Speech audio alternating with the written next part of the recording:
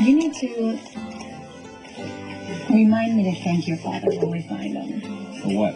For what? Well, I have forgotten what it's like to just pick up and go, you know? Back in my college days, I would do it all the time. I would just sail from one port to the next. No plan, no schedule, just leave. Do you ever regret giving it up? Yeah, sometimes.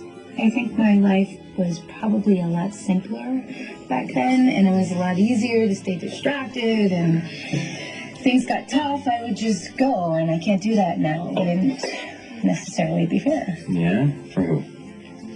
Well, my mom and my sisters, and you. I never would have guessed a cop could handle himself so well in a bar fight. Well, you would be surprised what they teach in the academy these days. Oh, yeah? Do they teach you how to handle big biker guys?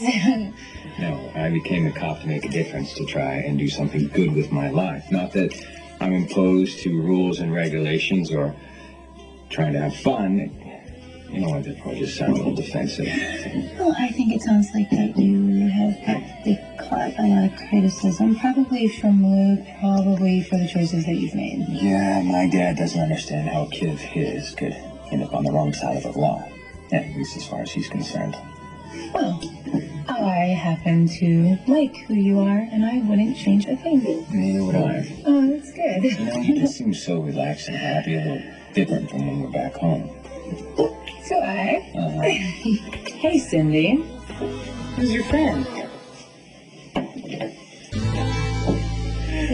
John Star's the only gambling license in miles. It's under new ownership. I don't mind us playing for high stakes. I trust it won't be a waste then. I'd hate to walk in and find a card table with a row of slots. I'm sure you won't be disappointed. Well, how could I be with you to keep me company? Well, thank you. Oh, dear God. Excuse me? Oh, my, what a fabulous suit.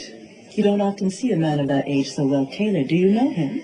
No, I don't. I've never seen it before. Well, perhaps we should get going. No, what? Giselle. Well, let me introduce you to a friend of mine. This is, Giselle. Yes. What a lovely name. I'm Damien. It's a pleasure to meet you.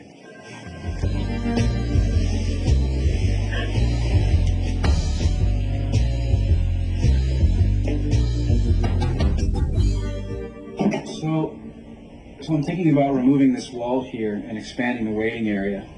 That way there'll be more room for patients and their families, but I'm afraid that we may have to lose one of these exam rooms to make that happen. What are your thoughts on that? Yeah, that'd be nice. But is it worth it? What? To lose an exam room for more space in here. That is entirely up to you.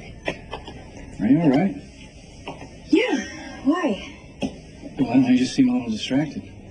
Well, I'm just trying to picture it all in my head. Yeah, I know. Well, I think we'll be able to envision it a bit better once we get the plans from the architect. But I think at least in the meantime, we can get the carpenter in here, do a little walkthrough. Are you speaking with Claudia Zakara? Johnny? Johnny's not here. But then if you bothered to call instead of just barging in, I could have saved you a trip. Oh, okay.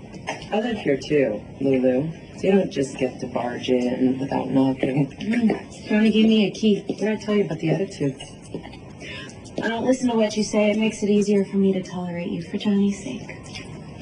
Let me put this in a language that you can understand, little Lulu.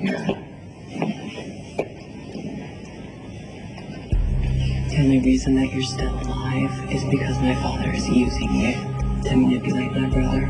If you actually cared about John at all, you wouldn't hang around to give my dad the leverage he needs. You can save the speech. Trevor already tried to get me to leave town, but I'm not going anywhere. No, of course you're not, because why would you do anything that wasn't in your own selfish best interest? All right. Let me put it this way, Lulu. If you want to go on living your safe, little, sweet life, you stay the hell away from my brother.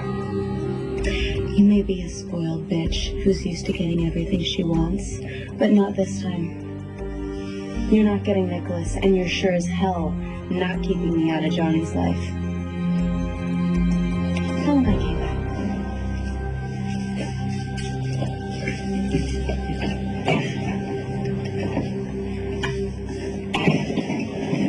Where's Lulu?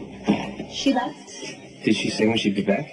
Lulu doesn't say a whole lot to me unless she's hurling insults. I mean, you're welcome to wait around, but I can't guarantee when or if she's going to return. She's not exactly known for her attentiveness to this job, but I keep holding out that the last responsible bone in Lulu's body will pull through and she'll show up to finish her work. Have you tried to call her? Yeah, a couple of times. Went straight to voicemail. Well, Kate makes us turn our cell phones off while we're working for her. Something about us being here to answer her calls and not our own. I'm sure she just forgot to turn it back on. Guess I'll wait. Well, if you're going to hang around, you might as well help me take these boxes to storage, unless you plan on sitting there watching me break my back while I do it myself. You know, somehow you strike me as anything but helpless. Not to worry, my existential crisis has been permanently put on hold. Hey. Robin.